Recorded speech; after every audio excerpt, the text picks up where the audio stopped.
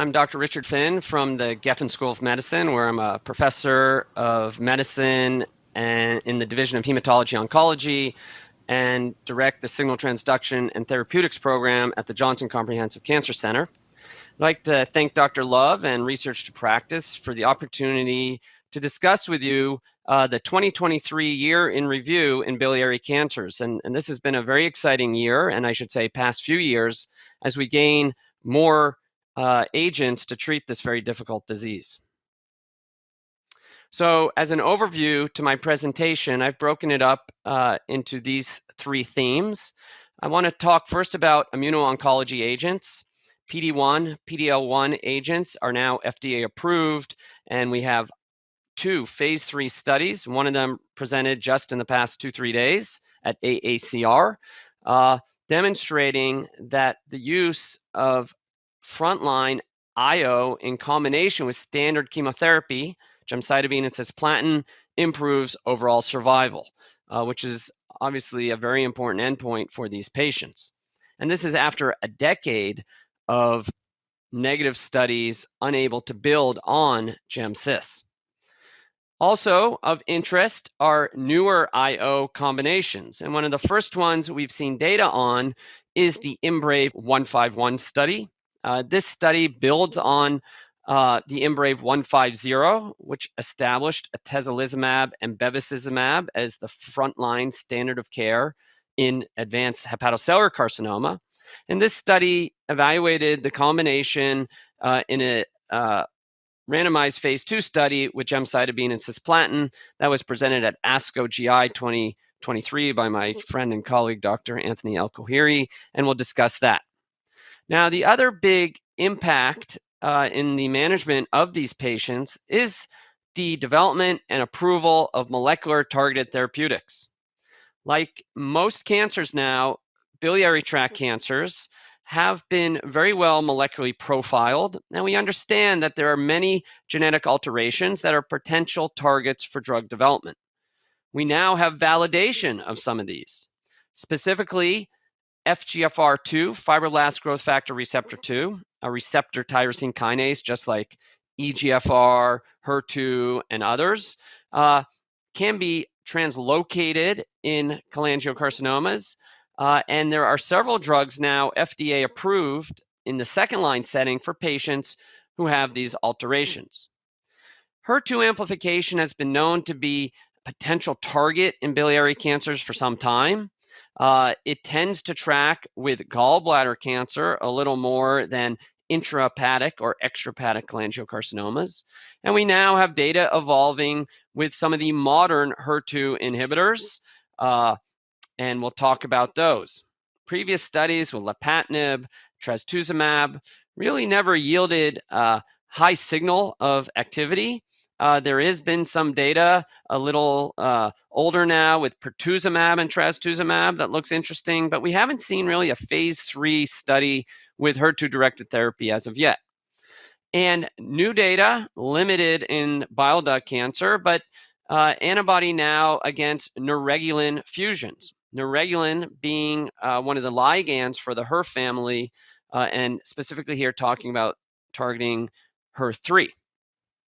And then we've had some updates on chemotherapy. Chemotherapy still, unfortunately, plays a role in this disease. While it's active, I say unfortunately, because this is really an old way of treating cancer and carries certain toxicities. But in second-line cholangiocarcinoma, we've seen data with Biliary and with FOLFOX, and these were randomized studies versus placebo.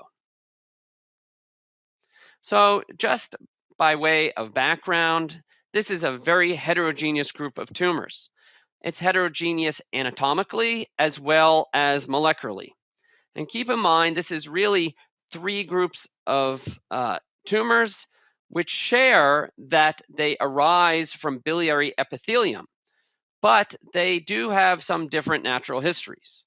We have those tumors which are intrahepatic within the liver. We have those that are characterized as perihilar, or the so-called Klatskin tumor, which is where the bile ducts leave the liver.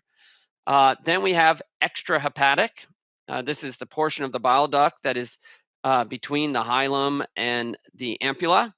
And then we have gallbladder cancers. And as we've seen with molecular profiling, there are several various molecular alterations that track with the anatomical location. And some of these now have been validated for treatment. You can see here that BRAF, there's now a combination of BRAF and MEK inhibition that's approved for tumor agnostic indications with BRAF V600 mutations, which occur with a low frequency in these malignancies. FGFR2 translocations, which we'll talk about a little bit more, occur, you can see more in intrahepatic cholangiocarcinomas, just like IDH1/2 mutations. MSI, microsatellite instability, occurs with some frequency, low single digit, just like in other tumor types, but is, you know, already IO works in this disease regardless of MSI status. And you can see HER2 amplification occurs more frequently in gallbladder cancers. And, those are the targets that have some validation, but we are certainly open to exploring new and novel approaches. Now, when we talk about advanced disease, we should keep in mind these are patients who have extrahepatic spread or metastatic disease to lymph nodes or distant parts, or even patients who are not considered resectable. Many of these patients are not resectable for anatomic reasons, but it is important, and this is self serving as someone in academics, but patients should be evaluated at a center that has high expertise in liver surgery because the only way to cure this disease is resection. And in the community, sometimes there isn't a high volume of these tumors. Now, in 2010, we saw these results published in New England Journal of Medicine that looked at gemcitabine and cisplatin versus gemcitabine alone. This study showed an improvement in overall survival, 8.1 months to just under 12 months, an improvement in PFS, and an improvement in objective response rates. This became the standard of care and has not been able to be improved upon for over a decade. Fortunately, in the past year, we've seen two studies that are making progress, and we're going to review those. So, the first study that was presented and subsequently published in New England Journal of Medicine last year was the Topaz 1 study.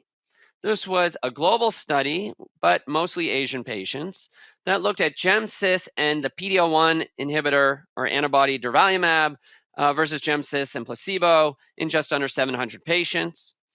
This study did meet its endpoint of improving overall survival with a 20% decrease in the risk of death and moving median survival from 11.5 months to 12.8 months. PFS was improved. Objective response rates, you say, were 27% with durvalumab versus 19% with GemCis alone. You'll note that 19% there is a little lower than what we saw in the pivotal GemCis study, where it was around 26%. There were really no new adverse events here. We know durvalumab has some incidence of immune-related adverse events, and chemotherapy is chemotherapy. I should comment that there was no difference in the duration of these responses, but there is a tail to the curve, and that is often what we see in IO studies. There's a subgroup of patients who get more benefit than others. What was interesting about this study, and this will be in contrast to Keynote 966, is that they limited chemotherapy to 8 cycles. At that point, patients went on to maintenance durvalumab or maintenance placebo. And, this is something that has some global heterogeneity, how we manage our patients. Certainly, the pivotal GemCis study did limit at 8 cycles. It's not clear that more is better. But in this study, they did mandate stopping at 8 cycles. And recently, we saw an update with 24 months of follow-up, and we see, or with longer follow-up, and at the 24-month benchmark, twice as many patients were still alive as compared to those in the control group. And this benefit was regardless if they achieved an objective response or the primary tumor location. Now, we saw the results of Keynote 966, and simultaneously, this study was published in The Lancet. And again, a randomized placebo-controlled study, this one quite large, over 1,000 patients, larger than what we saw with the durvalumab study. And again, this was GemCis and placebo, the standard of care, versus GemCis plus the PD-1 antibody pembrolizumab. Here, again, we saw an improvement in overall survival, 10.9 months to 12.7 months. That's a hazard ratio of 0.83. There was a trend towards an improvement in PFS, but this did not reach statistical significance. And in this study, both arms had an objective response rate that was similar to what was published initially in the New England Journal of Medicine. But here, the duration of response was longer in the pembrolizumab treated patients with, again, a tail to the curve. No new adverse events. There's some incidents of immune-related adverse events, and then also chemo side effects. This study left some options for the investigator to manage their chemotherapy. While cisplatin cycles were limited at 8, again, not uncommon because of dose-limiting neuropathy, and pembro, as done in many pembrolizumab studies, was limited at 35 cycles. But continuing gemcitabine was really up to the clinician. This study, unlike the durvalumab study, TOPAZ, actually had more patients from outside of Asia. And I think taken together, these two studies are very similar in their results, and probably some nuance between the study populations might explain any differences that might be perceived. So could you comment on what we know about or what was presented related to PD-1 and TMB levels in both of these studies? And also comment in terms of, from a clinical point of view, if you had access to both, would it be a coin flip, or do you have any preference? So regarding biomarkers, that is still evolving, but PD-1 data has been presented. I've not seen TMB data per se, but the PD-1 data does not seem to correlate with outcome, regardless of PD-1 expression, as in other studies, kind of goes away when you add chemotherapy. And I think that was part of the rationale for these studies, right? The IO story here is not as strong as melanoma, but this idea of combining with chemotherapy does modify the immune microenvironment and was the part of the rationale. Now, I have been using durvalumab since the ASCO presentation, probably even since the press release, if I could get it. I think with the data from Keynote 966, which we were significant contributors to, I feel very comfortable with pembrolizumab as well. But I think it's going to be up to clinicians to decide which drug they're really more comfortable with. I think the issue of chemotherapy management is something that will affect clinicians. Personally, if patients are doing well, tolerating chemotherapy, and they're open to it, I tend to continue it beyond 8 cycles, and not necessarily the cis. Again, that's up to discussion with the patient. But this is still a very serious disease, and if we can maintain quality of life and things aren't broken, I tend not to change that, and that's not just in this disease. Is there a subset that has a high PD-1 level like you see in lung cancer? And what do we know about IO monotherapy, particularly in those patients? Yeah, I can't say that IO monotherapy has shown huge signals in this disease. Like in every tumor type with IO, you see single-digit response rates, 10% plus or minus, and really there's no biomarker for those patients. But look, I have patients who came to me with the recommendation of hospice, good performance status, and one patient I'm thinking of has been on nivolumab for 2 years plus, doing really well. So, there's a little bit of mystery in IO, but I function for the benefit of our patients, try to give them the benefit of the doubt. when we can. In an elderly patient who you feel really couldn't tolerate chemotherapy, how do you approach that? Would you ever consider IO alone?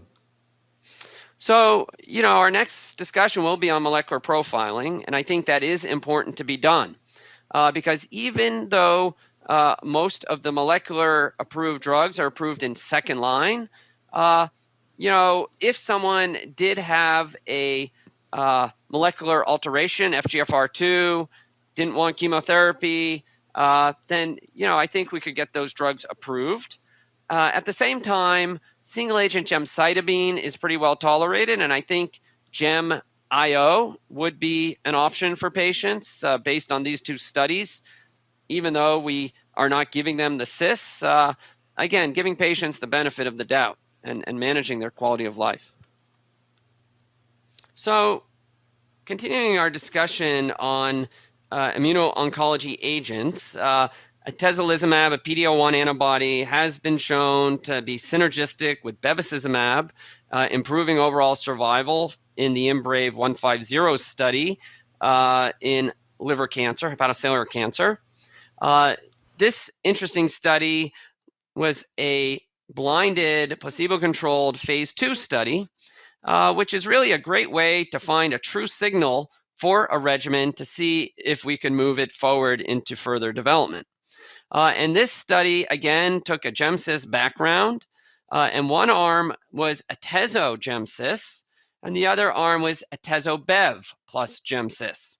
And I think some of the rationale here is that, single agent PD-L1 and chemotherapy probably has a role. Probably when they started this study, we didn't know the results of Keynote 966 and Topaz, but forward thinking, and then seeing if there's any additional benefit with bevacizumab. Primary endpoint was PFS, and there was a small improvement in PFS, 7.9 to 8.3 months, has a ratio of 0.76 that was not statistically significant, but again, a relatively small study to try to prove that with that delta. Secondary endpoints were fairly similar as far as objective response rates, although the duration of response was longer with atezo-bev. At the time of follow-up, it had not been reached. It wasn't evaluable, versus just under 6 months with the control arm. And median overall survival was reached in the control arm of 11.4 months, but again, median OS had not been seen yet. Again, no new safety signals, and I think at this point, this study really needs longer follow-up, to see how long that duration of response really is, and does that translate into what kind of survival delta? So I was reading a paper you did on combination immunotherapy and just curious, and we've been asking this question for years, but just wondering if there's anything new on sort of the mechanism of why anti-angiogenics seem to potentiate IOs. Any new theories on that? Yeah, it's an excellent question, and I think when we say anti-angiogenics, they come in really two different flavors, three we would even say: bevacizumab, anti-VEGF; ramucirumab, anti-VEGF receptor domain; and then the TKIs, which are VEGF receptor kinase inhibitors plus other targets. And the data doesn't seem to be exactly the same. When we look at ramucirumab, the VEGF receptor inhibitor, really not a lot of synergy with IO.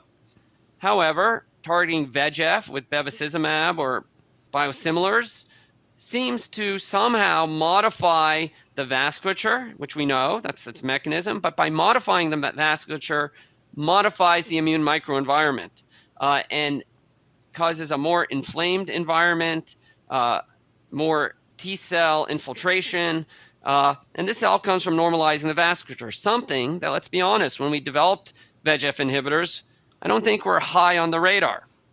The VEGF receptor kinase inhibitors are a little magical, I like to say. They certainly hit VEGF receptor, but they also hit a lot of other targets, and even all the VEGF TKIs have different profiles. If we look at cabozantinib in IO, not such a robust readout. Len-Pembro looks active, did not meet its endpoints in liver cancer, but in renal cancer looks very active. So part of it probably has to do with changing the microenvironment, but I don't think with the TKIs, it's all explained by the VEGF receptor component, which raises an important question.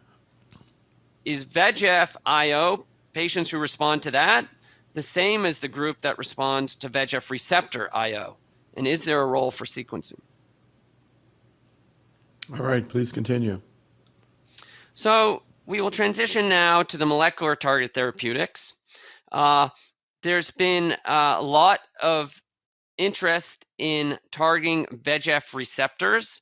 I'm sorry, the FGF receptors, fibroblast growth factor receptors. And the FGFs have been around for a long time, and it's taken us some time to figure out how best to target them and in what diseases. Initially, the approval of infigratinib in this disease was based on single-arm phase 2 data that showed objective response rates in the 30% range. That was followed by pemigatinib, which was evaluated in this study, the FIGHT 202 study, which is a selected FGFR receptor inhibitor against 1, 2, and 3. And initially, these studies looked at various FGFR alterations, mutations, translocations, no alteration. And as it turns out, it's not the mutated patients, a mutation in the kinase domain, like in EGFR and lung cancer, but the alteration here is a translocation where FGFR2, the gene gets moved next to another gene, creating a protein that is abnormal, and these tumors have dependency. In all these studies, these drugs have been looked at generally after GemCis and sometimes after second-line agents as well. This drug is dosed 13.5 milligrams daily, 2 weeks on, 1 week off. This was an open-label, single-arm study in previously treated patients with the primary endpoint of objective response rate. And this was initially published by my friend and colleague in this program, Dr. Abu Alpha from Sloan Kettering. And we recently had longer-term follow-up. And quite striking, objective response rate with a novel agent of 37%, with a fairly long duration of response, just over 9 months. And in second line, an overall survival of 17.5 months. Think about that. The survival in second line is longer than the historical survival in front line. And even the front line survival, at least in a general population, that we see with GemCis IO. Now, these drugs are not, toxicity free.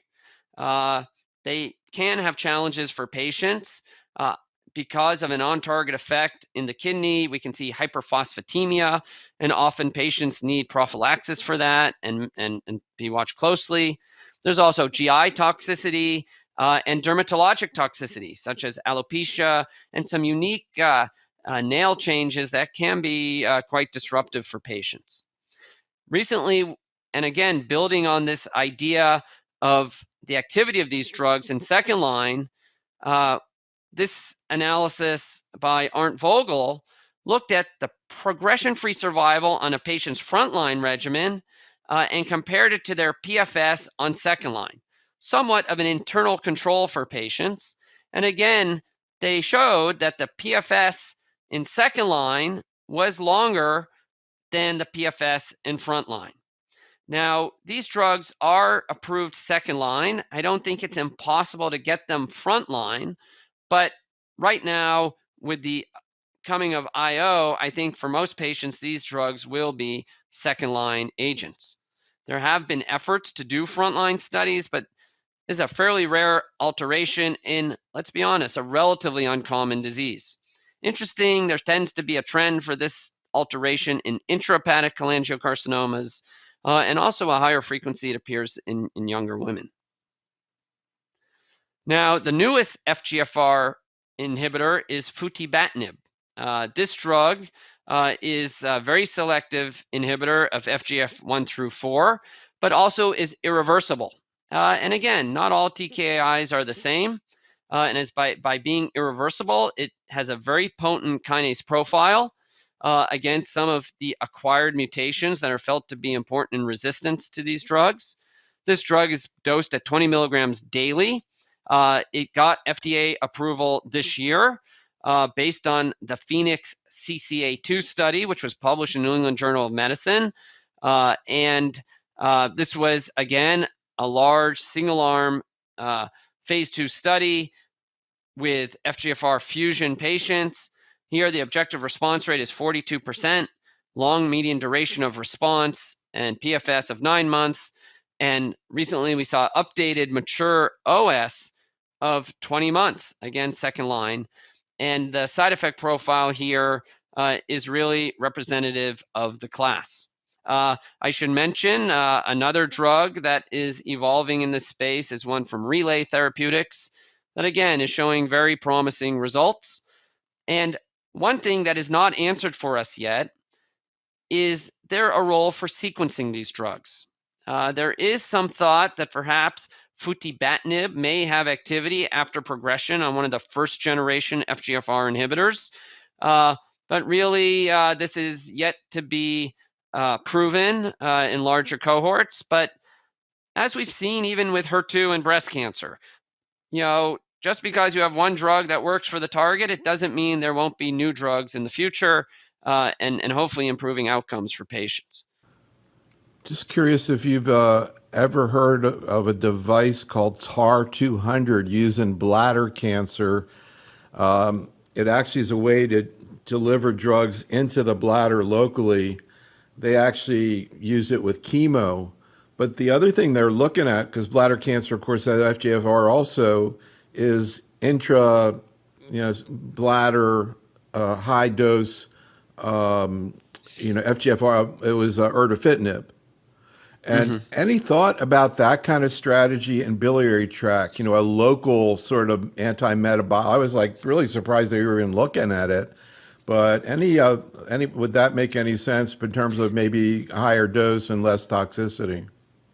Yeah, I mean, it depends on the tumor type. Obviously, bladder lends itself because it's accessible through the urethra.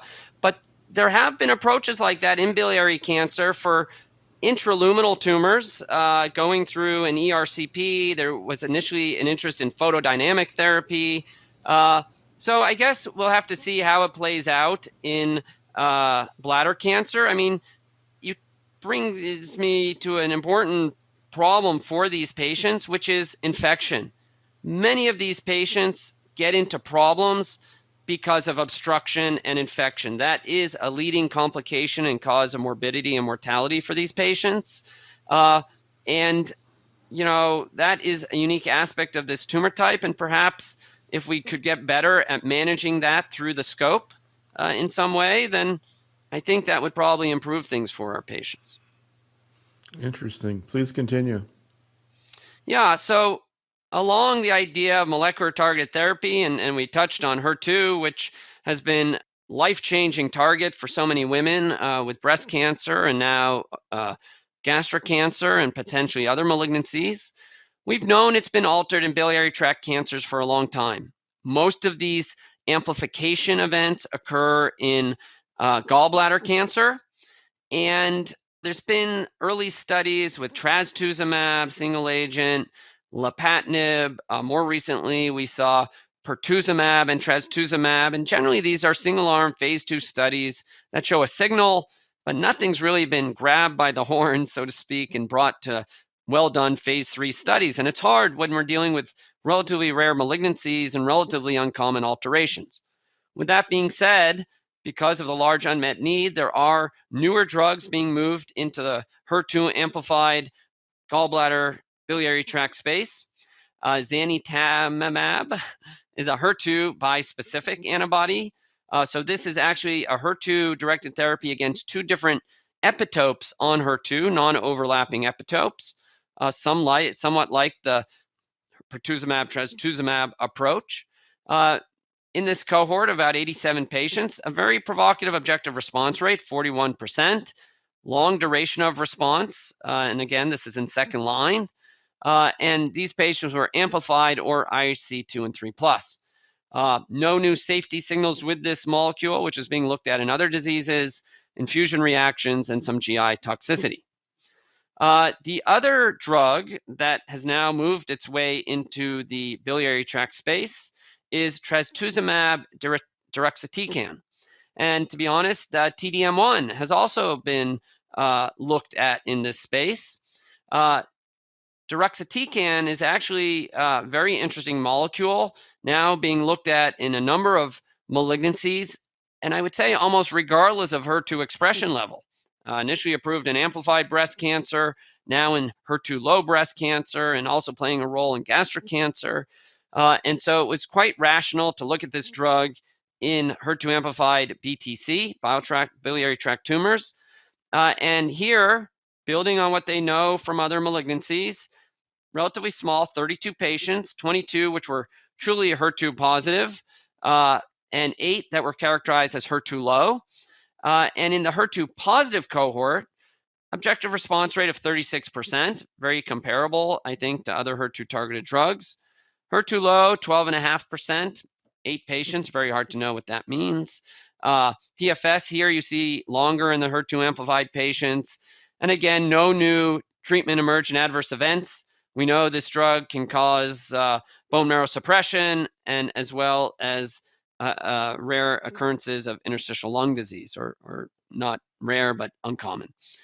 So we'll have to wait and see how these drugs move ahead in clinical development. So the bispecific Zani is very interesting. The only other bispecific I can think about that sounds like that is, I don't know if you're familiar with amivantamab in lung cancers, exon 20, but where it has two different, it sounds like this. The other bispecifics all have an immune, I think it's CD3 Correct. Tag on it. But the obvious question is, in terms of the Zani, what do you see in breast cancer? Yeah, I mean, I can't say I'm familiar so much with the breast cancer data with this molecule, but it's building on this idea of dual HER2 targeting, which we have precedent for.